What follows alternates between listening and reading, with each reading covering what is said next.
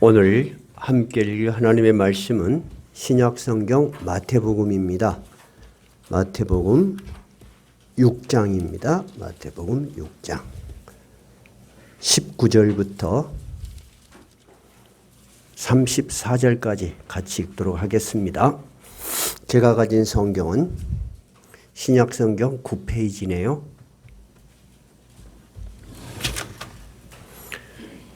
19절부터 읽겠습니다. 다 찾으셨어요? 읽겠습니다.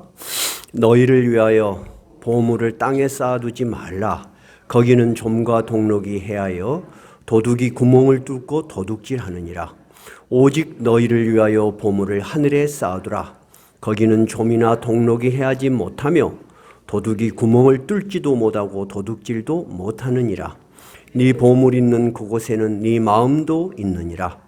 눈은 몸의 등불이니 그러므로 네 눈이 성하면 온 몸이 밝을 것이요 눈이 나쁘면 온 몸이 어두울 것이니 그러므로 네게 있는 빛이 어두우면 그 어두움이 얼마나 더하겠느냐.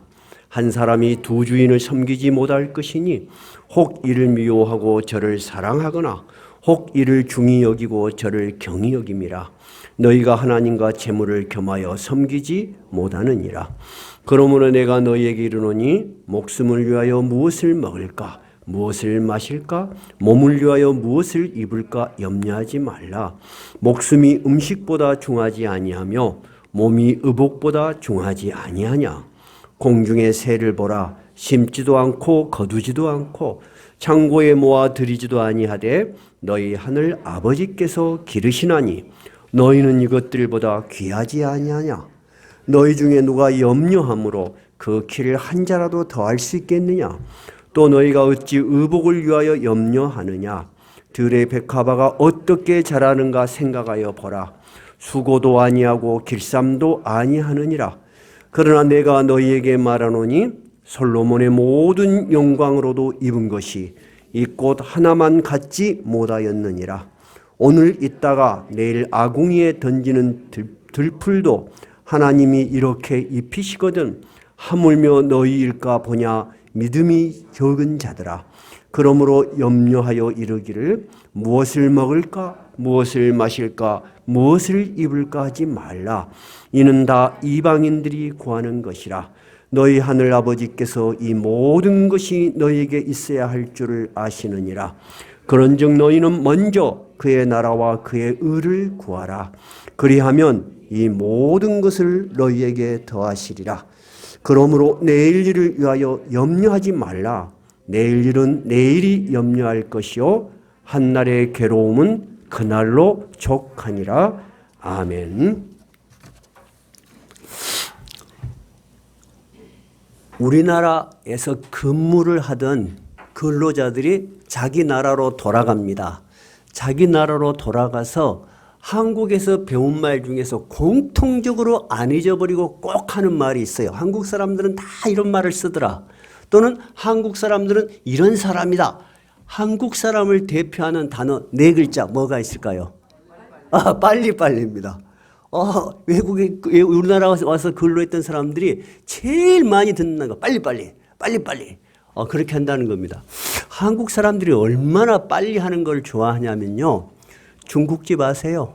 중국집은 원래 화교들이 중국 음식을 만들어 팔았죠. 우리가 어렸을 때만 해도 짜장면을 시키면 주문해갖고 그 주방 안에서 밀가루 반죽을 딱딱 치는 소리가 났습니다. 원래 중국 음식은 손님이 오면 주문을 받아서 그 자리에서 요리를 해서 주는 겁니다. 중국 사람들은 그러면 특징이 뭡니까? 이름이 뭡니까? 만만디. 그 사람들은 느려요. 그런데 한국 사람들은 급해. 그리고 한국 사람들이 딱 들어와. 그러면 중국집에 딱 들어와서 이 중국집이 뭘 제일 잘해요? 그렇게 안 물어봐요. 뭐를 물어봐요? 뭐가 제일 빨리 나와요? 그렇게 물어봐. 그러면 뭐가 제일 빨리 나온다고 가르쳐줘. 그러면 앉아. 그러면 제일 먼저 뭐 하냐? 먹지도 않으려면서 젓가락을 2개를 탁 불러. 그 다음에 짜장면도 안 나왔는데 닭강을 다 먹어버려. 그리고 안 먹어도 되는 양파까지 먹어. 그러고도 안 나오면 어찌요? 주방에 가서 머리를 들이밀고 언제 나와요? 그래. 이 중국집 주방장이 너무 스트레스가 쌓여서 미국으로 가버렸어요. 근데 미국에서 한참 장사를 잘하고 있는데 미국에는 의외로 미국 사람들 그 백인종을 보기가 오히려 어렵습니다. 하니까 제가 간 지역이 그런지 모르겠습니다만 저는 주로 그래도 대도시를 갔는데 유색인종, 흑인도 종류가 다양하더라고요. 색깔이 완전히 블랙에서부터 갈색, 그 다음에 동양계 이렇게 다양해요. 어쨌든 아시아계 사람들이 딱 들어왔어. 그럼 누군지 알아? 몰라요. 근데 그 사람이 들어와서 hurry up 또는 그런 말을 쓴다거나 이 음식점에서 뭐이 제일 빨리 돼요? 그렇게 물어보는 사람이 있어. 그러면 딱 주방장이 알아. 당신 한국에서 왔다고 가라. 내가 한국에서도 그것 때문에 스트레스를 너무 많이 받아서 미국으로 왔는데 왜 여기까지 와서 내가 스트레스를 받아야 되겠냐. 다른 데 가십시오. 한다는 거예요. 여러분 우리가 일상적으로 겪는 일이죠. 우리 한국 사람들이 참 이렇게 급해요. 그래서 우리 한국 사람들이 중국 음식 시키는 것에서만 급할 거 아니라 밥도 급하면 어찌요? 물에 말아 먹어버려. 그러죠? 서비스도 그냥 빠른 게 아니에요. 뭔 서비스가 요즘 있어? 퀵 서비스. 그리고 음식 배달도 몇 분 안에 안 가면 돈 안 받습니다. 그러니까 이 배달 라이더들이 목숨을 걸고 막 하는 거야. 몇 분 지나면은 당신 몇 분 늦었어. 아, 이런 사람도 있을 수 있겠습니까? 해외 유학생들이 외국에 사는 사람들 우리나라에 와요. 그래서 우리 젊은이들하고 같이 한강변에 가서 놀기도 하고 한국의 문화를 좀 경험하겠죠? 그 사람들이 깜짝 놀란 게 뭐냐면요. 아니, 한강에서 전화로 음식을 시켰는데 어떻게 이렇게 빨리 들어오냐 이거야. 한국 사람들은 엄청 빨라. 그래서 인터넷이 세계에서 제일 빨라, 우리나라가. 왜냐하면 우리는 늦으면 그거 안 써버려. 그리고 핸드폰이 세계 제1이요. 그래서 세계에서 핸드폰을 개발하려면은 출시된 핸드폰을 갖고 어디에 써봐야 된다 그래. 한국에서 써서 한국에서 좋다 그러면은 이건 상품성이 있다는 거야. 근데 한국이 왜 이렇게 핸드폰이 이렇게 발달했을까요? 우리는 2, 3년만 지나서 신제품이 뭐 좋다 하면 바꿔버려. 근데 제가 미국에 갔을 때만 해도요. 우리나라에서도 안 쓰는 구형을 아직도 들고 다니더라고요. 그 사람들은 새로운 물건이 나와도 잘 안 바꿔요. 근데 우리는 어때? 급해. 무조건 바꾸는 거야. 그러니까 한국에는 막 계속 업그레이드가 돼갖고 세계 제1의 핸드폰 국가가 된 거야.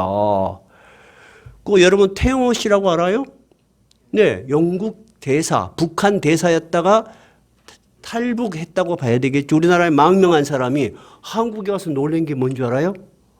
어떻게 이렇게 행정공무원들이 국가 서비스가 이렇게 빠른 나라는 처음 봤대. 자기도 선진국에 이렇게 살았는데.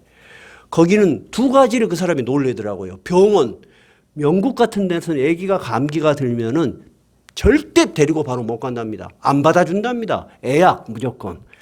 갖고 이제 오세요. 그럼 아기가 감기가 다 나. 보통 3일에서 일주일 걸린대요. 근데 한국은 바로 가면 뭐 24시간 돌아가 버려 이거에. 우리나라 어때요? 뭔가 대단한 것 같은 느낌이 들어요. 그래서 우리나라를 뿐만 아니라 이렇게 빨리 변화하는 거, 빠른 거, 무조건 빨라야 되는 거, 빨리 성공하는 거, 빨리 달리는 거 이런 것이 성공의 기준이 돼버렸어요. 여러분 맞아요? 틀려요? 맞잖아요. 모든 것이 빨라야 돼. 쟤는 나보다 똑같이 시작했는데 벌써 집 샀어. 쟤는 나보다 더 승진했어. 쟤는 나보다 돈이 많아. 다 뭐예요? 속도예요. 나보다 빠르다는 거야. 누구보다 빠르다는 거야. 우리 얘기는 벌써 무엇을 해? 아, 조금 있으면 다 해. 흔히들 우리 우스갯말로 자기 아이들이 이빨이 하나가 없어. 이빨이. 그래서 이빨이 하나 나면 어찌요? 엄청 신기해. 그래서 다른 애들이 이빨이 안 나면 우리 애기 이빨 났다고 자랑해. 근데 조금 있으면 다른 애들도 어찌요? 다 나. 우리도 모르게 이 빠르기에 대해서 상당히 성공의 기준 또는 어떤 표준점으로 삼고 있는 경향이 있어요. 그러면 만약에 그것이 우리에게 진정으로 가치 있고 의미 있는 일이라면은 우리가 잃어가고 있는 것은 없을까? 여러분, 사람이 급하고 빨리지면 뭐를 잃어버려요? 마음의 여유를 잃어버려. 여유를 잃어버리면 사람이 어떻게 돼요? 공격적으로 돼요. 공격적으로 되면 감정이 서로 상하게 돼요. 그죠? 사회가 거칠어져요. 그래서 모든 것이 삭막해집니다. 그런데 이것이 일반 사회에 교회에서뿐만 아니라 교회에도 들어왔습니다. 오늘과 다음 주 한두 번에 거쳐서는 우리가 진짜 인생에 살아갈 때 올바른 삶의 태도와 교회의 바른 방향을 주제 설교를 통해서 여러분과 말씀을 나누려고 해요. 우리 교회가 10년 동안 어떤 모습으로 걸어왔어요?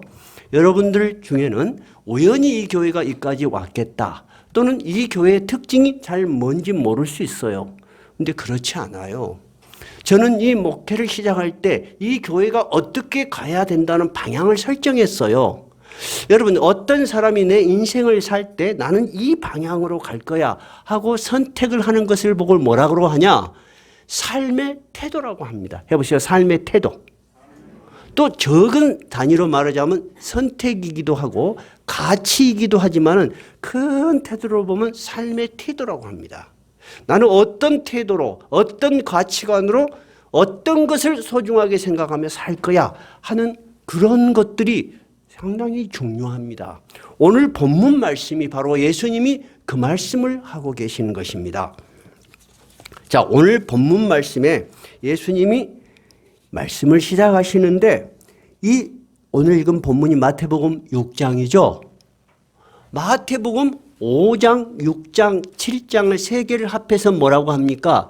산상보훈 또는 산상수훈이라고 합니다. 해보세요. 산상보훈 또는 산상수훈. 예수님이 산에서 제자들에게 가르치신 말씀이다. 초창기 말씀이에요.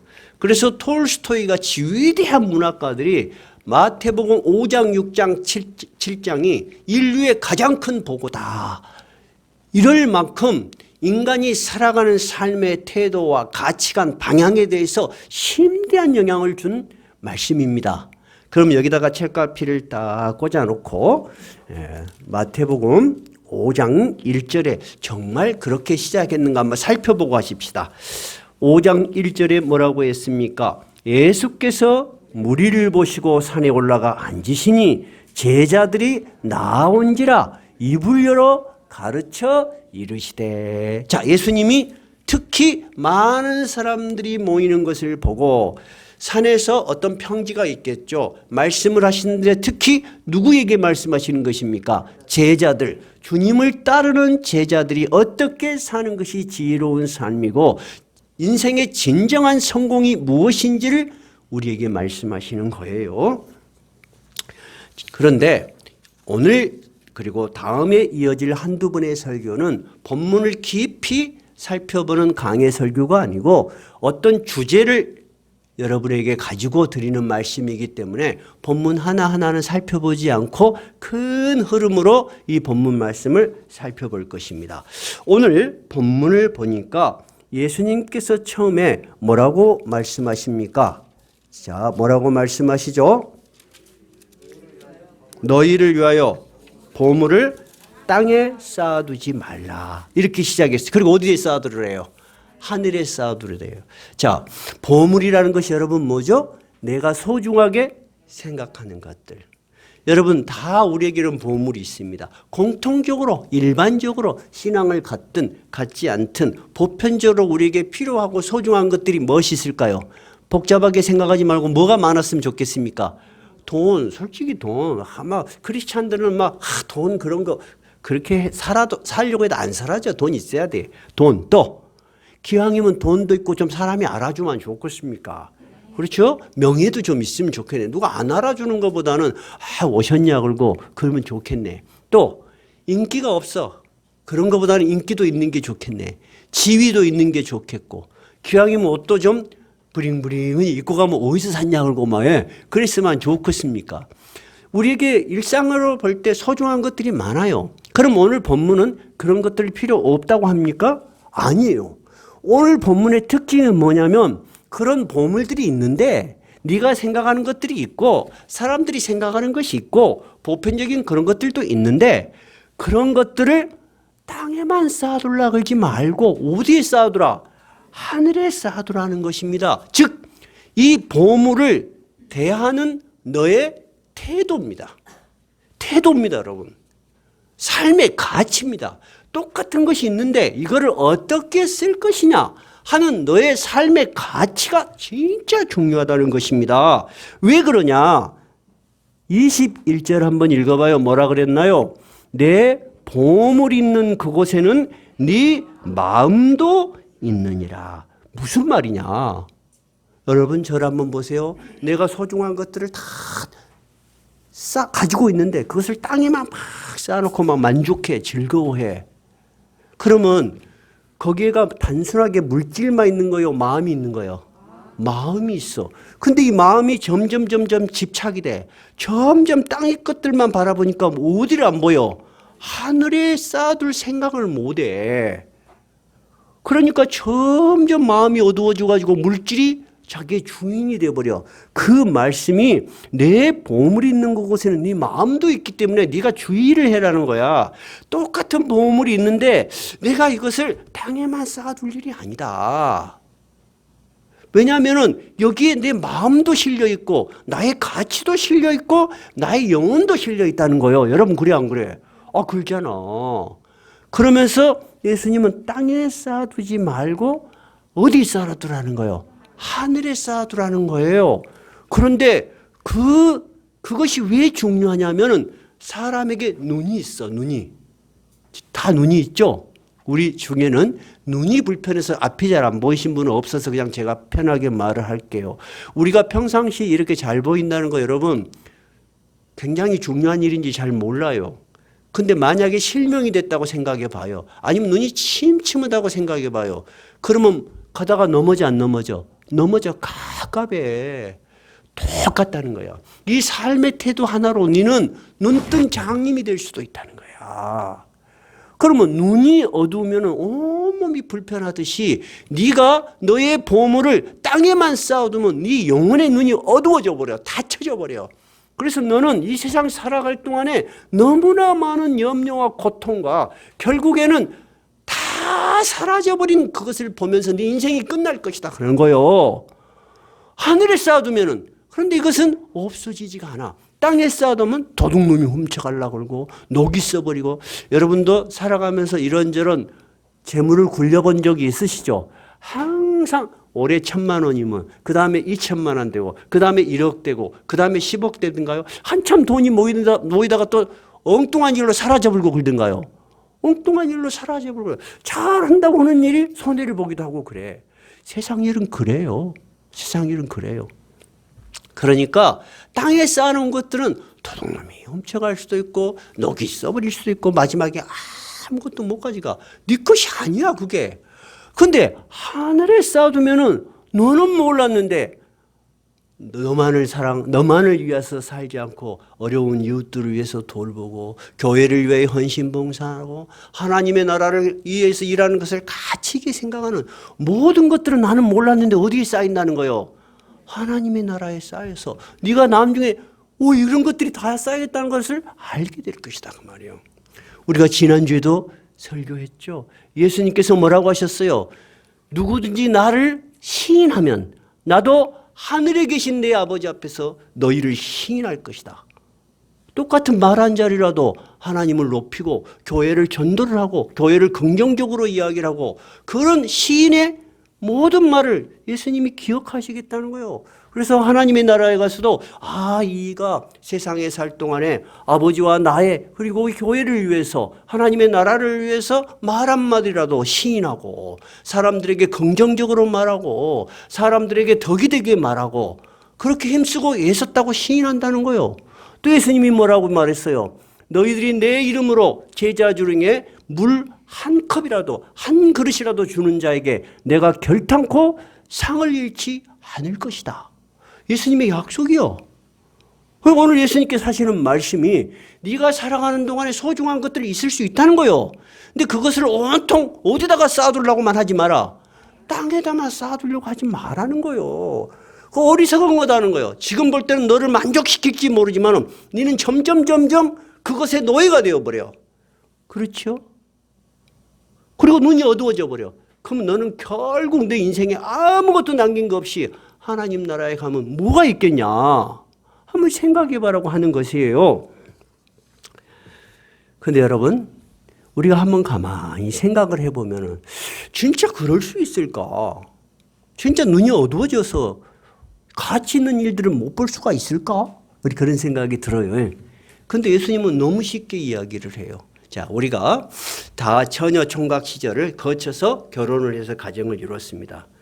내가 한 남자를 사귀었습니다. 또는 한 여자를 좋아했습니다. 굉장히 마음에 들어. 그래요? 좋아한다고 막 해서 따라다녔어. 근데 그렇게 사귀고 있는 과정에 진짜 더 괜찮은 남자를 하나 만나거나 괜찮은 여자를 하나 만났어. 요즘 그걸 뭘 한다 그래요? 양다리 걸치기. 자, 양다리를 걸치면서 한쪽에 순수한 사랑이 할 수 있을까요? 거의 불가능합니다. 거의 불가능합니다.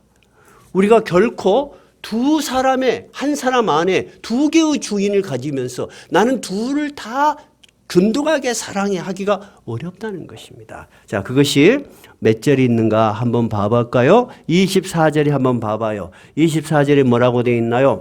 한 사람이 두 주인을 섬기지 못할 것이니 혹 이를 미워하고 저를 사랑하거나 혹 이를 중히 여기고 저를 경히 여김이라. 너희가 하나님과 재물을 겸하여 섬기지 못하느니라. 이 말은 뭐냐면 재물을 가질 수 없다, 가져서는 안 된다 그런 말이 아니고 섬긴다 그 말이죠. 나의 주인으로, 나의 모든 가치를 거기다 쏟아 부을 주인으로 너희가 두 개를 동시에 할 수 없다는 거야. 여러분 그래요 안 그래요? 그러죠? 제가 신앙 지도를 어렸을 때부터 신앙생활을 해왔고 그래서 기독교 문화에서 자랐습니다. 그리고 저도 젊은 나이에 꿈이 있었고 계획이 있었고 또 사업도 크게 했습니다. 어느 때는 막 사업을 벌려놓고 여러분 정신이 없이 막 돌아가. 예배가 이게 앉아있으면 예배가 돼 안 돼? 안 돼. 나 그래서 강제를 안 하는 거요. 앉혀만 오면 먹고요. 계속 그 생각이 나. 그 생각이. 목사는 안 그럴까요? 그럴까요? 목사도 마찬가지 여러분. 목사님들이 처음 교회 시작하고 교인이 별로 없을 때는 시험 안 듭니다. 오히려 막 붙들고 주여 하고 기도해. 언제 교회와 목사가 제일로 큰 시험에 들까요? 언제 들 것 같아요 여러분? 상식적인 선으로. 교인이 많아져서 빚을 내서 건축을 시작할 때입니다. 건축하면은 미리 목사님들이 다 준비를 해서 교인들에게 부담이 안 되고 또 목사가 근심이 안 될 수준으로 건축을 하기는 어려워요. 그러니까 은행에 빚을 줘. 그러면 은행에서는 빚을 어떤 기준으로 주지요? 성도 수 헌금을 갖고 보고 줍니다. 그래갖고 가끔씩 저 뒤에 와서 은행 직원들이 와. 그래갖고 진짜 이 교회가 처음에 자기들한테 낸 보고 그다음에 그 교인이 맞는가 안 맞는가 본다니까. 근데 우리한테 개척교회를 가르쳤던 목사님이 이런 이야기를 해. 자기들이 개척교회 할 때 교회에 정말 사도행전에 나온 것 같은 놀라운 능력이 일어났대요. 심지어 무당인 사람이 전도를 받아갖고 교회를 나왔는데 그 무당 때문에 엄청나게 부흥이 많이 됐대.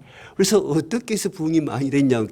그 무당이 신통한 능력이 있는지 없는지는 모르는데 구역 예배에 딱 가면은 그런데 이번에 주일 예배 자기는 나오지도 안 해놓고 이번에 예를 들어서 예배도 안 나왔구만. 사람이 많아서 모를 텐데 신통하게 그걸 잘한대. 그러니까 그 무당만 나타나면 전부 다 무서워서 그럴 정도로 교회가 부흥했는데 어느 순간부터 교회가 전혀 그런 능력이 안 나타나는 거야. 목사님들 설교하는데 영역이 생기지가 않아. 왜냐하면 교회를 건축했는데 목사님이 이 빚 때문에 이 빚을 빨리 갚아야 될 건데 빨리 갚아야. 자, 빚을 많이 끌어다 쓰고 있는데 교인이 조금이라도 떨어지면 어떻게 돼? 불안하겠지. 그럼 어떻게 돼? 그 다음부터는 막 사람들을 달다 볼까. 여러분 이 한 번의 선택이 사람의 가치관, 태도, 행동 다 바꾸는 거야. 심지어 목사도 그러는데 여러분 일반적인 삶을 사는 분들이 여러분 세상 일에 그렇게 쫓기고 마음을 굳게 먹지 않으면 예배 드리는 거 쉽지 않아요. 그러다가 이런 생각을 하게 돼요. 야, 꼭 내가 이렇게 예배 드릴 필요 있을까? 돈 좀 벌어놓고 내가 좀 여유가 있으면 교회 가야지. 그런 생각들 일반적으로 많이 하십니다. 여러분 그렇던가요? 안 그렇던가요? 그래요. 그렇게 되는 것의 위험이 뭐냐? 돈이 그렇게 쉽게 벌리지 않습니다. 벌리지 않습니다. 점점 하나님의 말씀으로부터 멀어져. 다음에 돌아오기가 너무 힘듭니다. 그러니까 아예 예수님께서 그의 제자들에게 삶의 태도와 방향에 대해서 이야기하는 거예요. 진정한 성공이라는 것은 이 땅의 보물을 얼마나 쌓아두었느냐 또는 얼마나 빨리 성공했느냐가 아니라는 것입니다. 삶의 성공은 무엇이다?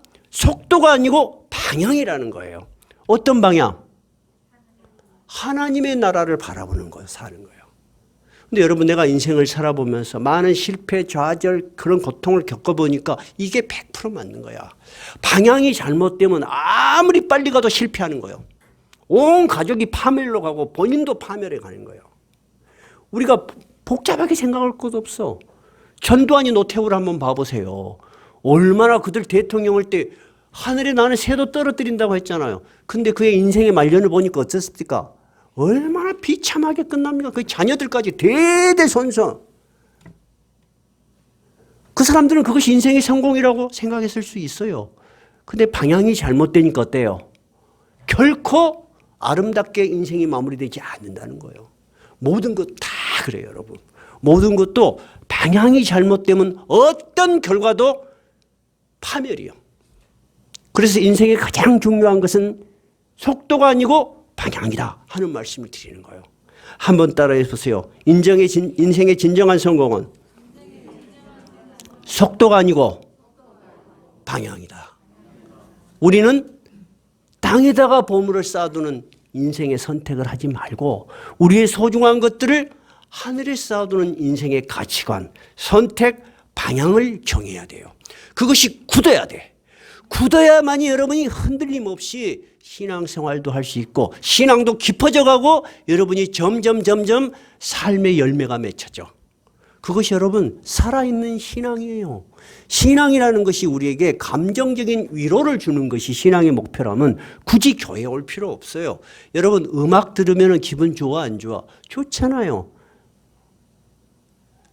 교회 오지 말고 저 산에 가면 컨디션 좋아 안 좋아? 좋잖아.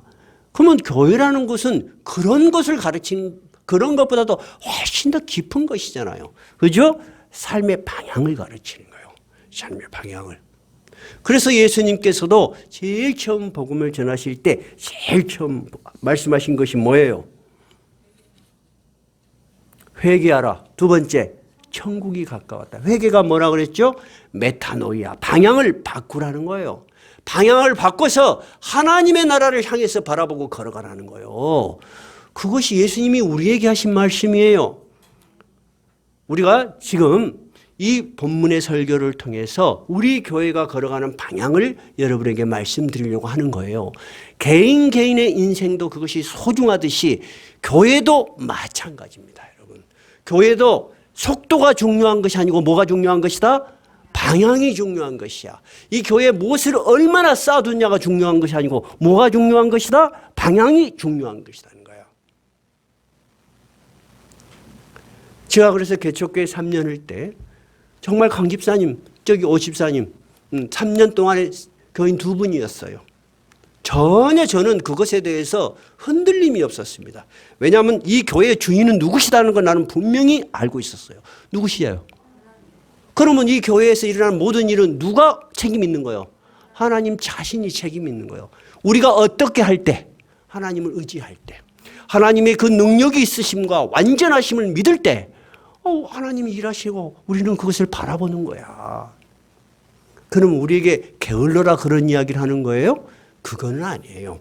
그 다음 설교는 다음 주에 이어질 거예요. 그러면 두 가지 선택 중에서 땅에다가 재물을 쌓아두는 사람은 신앙과 관련해서 어떤 특징이 있냐? 개인적으로도 급해요. 그리고 그것을 자랑이라고 생각해요.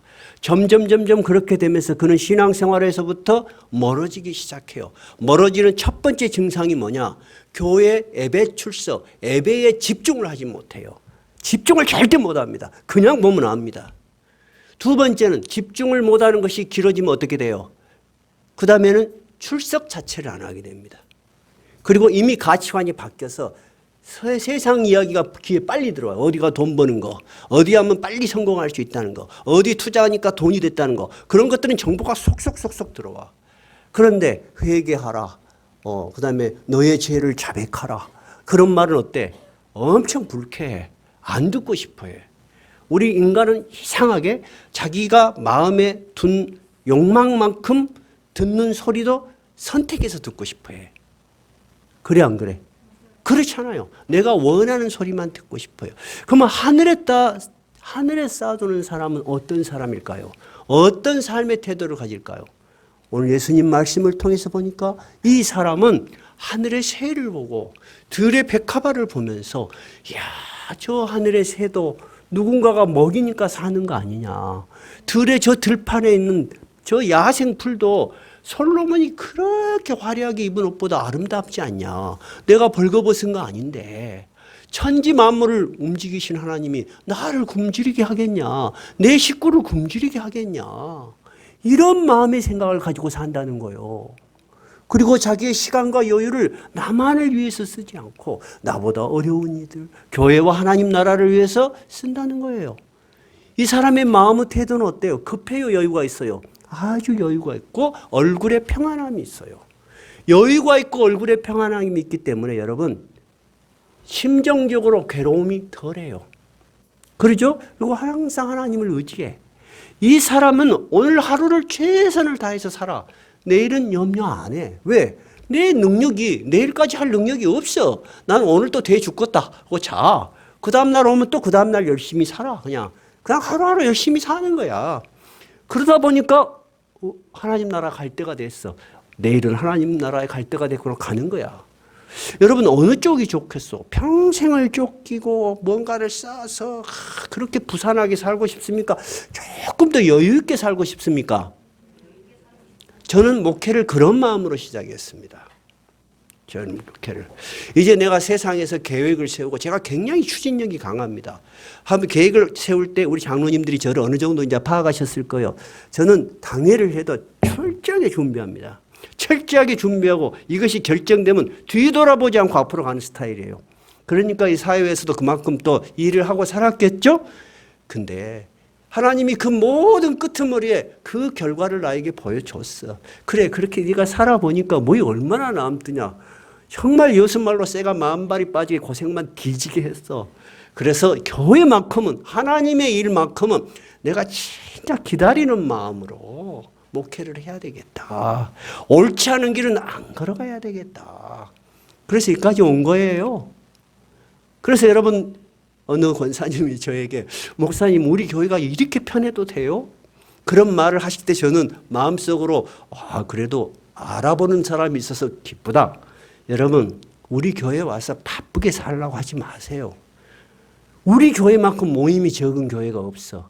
다른 선배 후배들이 우리 교회는 이렇게 모입니다. 그러면 그러고도 교회가 된가? 그래. 우리 교회는 일주일에 한 번이잖아. 아니 그것도 안 나오면 돼요? 그것은 제 욕심이 아니지 않습니까? 최소한이잖아. 그다음에 수요일 날은 어때요? 기도 모임. 자, 다른 교회를 한번 비교해서 무엇이 좋고 무엇이 나쁘고 그런 말 하려는 거 전혀 아닙니다. 다 선택의 문제라 그 말입니다. 다 의미가 있어요. 다 잘하려고 하는 거예요. 그런데 인간은 다 잘할 수가 없어. 선택을 해야 돼. 그럼 우리 교회는 어떤 선택을 했냐? 자, 교회 기도의 종류를 한번 봅시다. 뭔 기도가 있습니까? 금식 기도, 그 다음에 릴레이 기도, 중보 기도, 합심 기도, 그 다음에 골방 기도, 험의 기도도 엄청 많아. 그래갖고 그것을 많이 돌려 교인들을. 그런 교회에서 여러분이 했으면 행복할 사람도 있었겠네요. 막 교회에서 막 부르니까 새벽 기도도 안 나오면 전화 오는 목사님도 있어. 내가 제자 훈련을 할 때 신학교에서 어떤 교회에 제자 훈련을 잘 한다. 그래서 이제 우리 제자 훈련을 배우는 분들이 그 교회에 몇 교회 탐방을 갔어요. 그 교회 목사님은 나보다 4살이 어려. 근데 성공한 젊은 목회자에 들어가더구만. 신학교에서도 인정해. 그분은 얼마나 열정이 있냐면요. 새벽 기도도 안 나오면 전화를 해서 불러내. 그러니까 그 성도들 중에서 처음에는 너무 힘들었대. 근데 지나놓고 보니까 목사님 너무 고마워요. 여러분 좋아요, 안 좋아요? 좋을 수 있어요. 여러분, 제가 여러분에게 물어볼게요. 새벽 기도도 안 나왔다고 내가 전화하면 기쁠 사람 한번 손 들어보시오. 그러니까 여러분, 이것은 선택의 문제야. 나는 여러분 일상의 생활을 잘하라고 하는 거야. 일상의 생활 잘하세요. 제가 어렸을 때부터 우리 어머니로부터 다들 그런 기도의 생활들 하셨어. 다 긍정적인 거야. 어느 것을 해도 여러분 다 좋은 거야. 자기한테 맞으면 되는 거야. 그런데 우리 교회가 선택하는 것은 뭐냐? 하루를 잘 사십시오. 하루를 잘 사십시오. 무엇을 기준으로? 하나님의 말씀을 기준으로 하루를 잘 사십시오. 첫째, 예배를 소중하게 생각해 주시기를 바라요. 일주일에 한 번 예배, 정말 저는 예배 안 빠져보려 합니다. 그런 홍구 영신 때 그런 기도문도 있고 그래서 감사했어요. 여러분 그런 결심도 필요해요. 기도는 개인이 드릴 수도 있어요. 그러나 합심해서 기도드린 거 소중해요, 안 소중해요? 분명히 소중합니다. 주님께서도 두세 사람이 내 이름으로 모인 그곳에 나도 그들과 함께 있느니라. 우리 교회는 수요 기도에 한 번이야. 소중해요. 생업이 겹치는 분들은 못 나오시지만 수요 기도에 생업이 겹치지 않으면 힘써서 나오도록 애써주세요. 맞죠? 힘들어요? 힘 안 들어요? 어때요? 나는 힘들다. 손 들어보세요. 해볼만하다. 한번 손 들어보세요. 해볼만하잖아요. 저는 더 이상 요구하지도 않잖아요. 왜 안 나와요? 전화도 안 해. 그 다음에 전도. 얼마나 전도 운동이 많은지 몰라요. 진짜 전도에 대한, 저는 전도 훈련 다 받았어요. 근데 왜 안 하냐? 가치가 없기 때문에 안 하는 거 아니에요. 선택이에요, 그것도. 여러분이 1년에 진짜 마음에 두고 그분을 찾아가고 그분에게 차도 대접하고 우리 교회를 소개하고 그런 사람 한 명 있어요? 한 명만 있으면 돼. 한 명만. 그 한 명이 정말 결실을 맺었어. 10년 안에 결실을 맺었다고 합시다. 그러면 금방 우리 교회 2배, 3배 늘어버려. 진짜 그래요.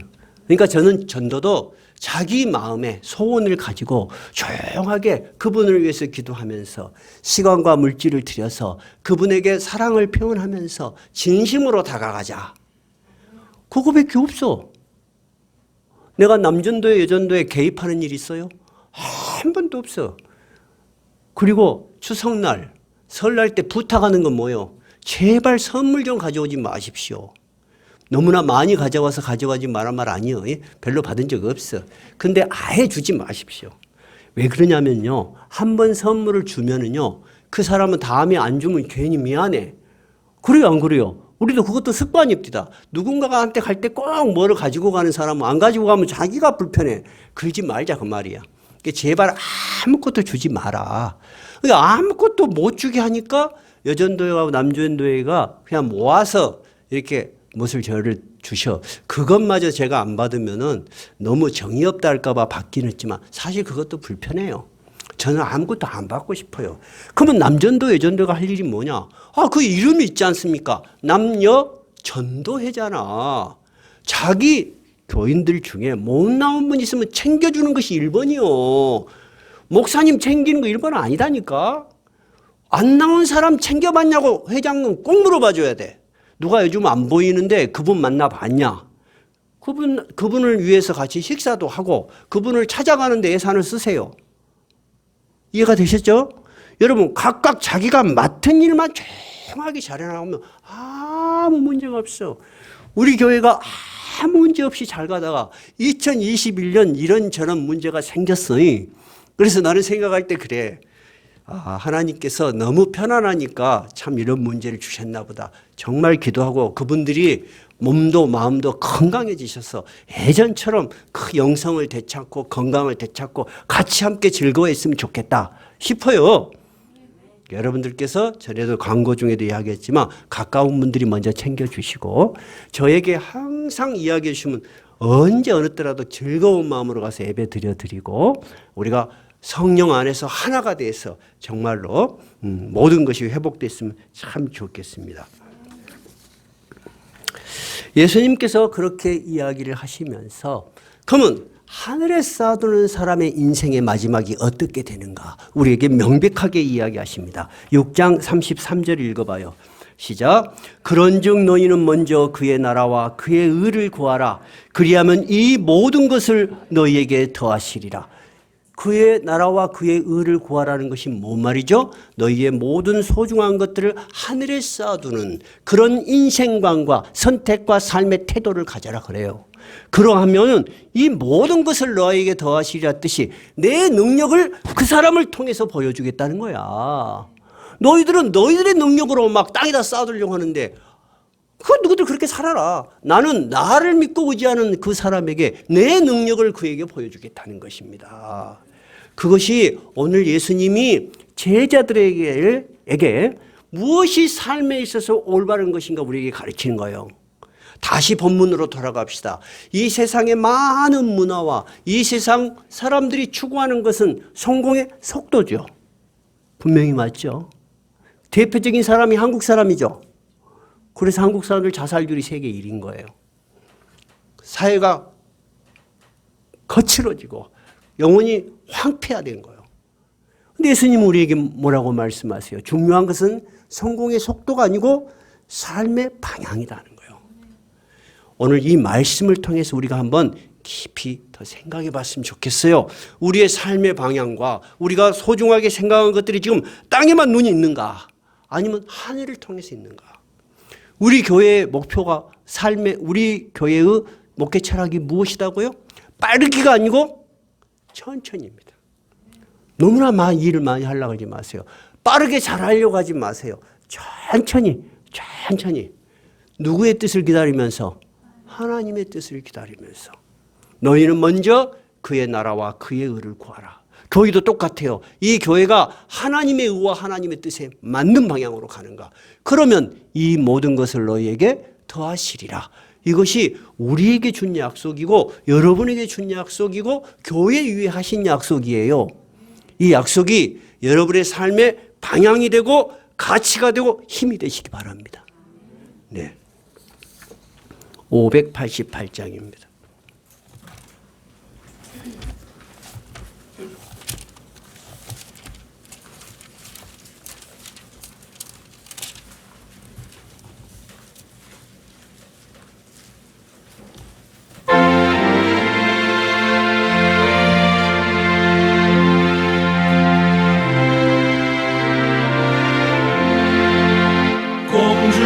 공중나는 새를 보라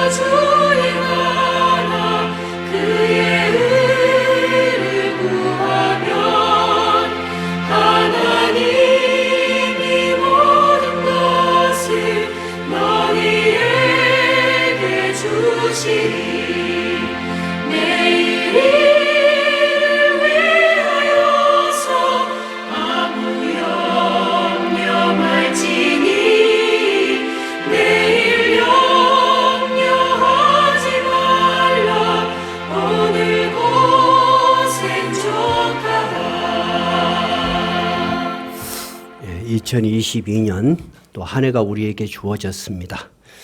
우리가 이 한 해를 어떤 삶의 가치와 삶의 태도로 살 것인지 생각하며 결심하는 기도의 시간 갖겠습니다.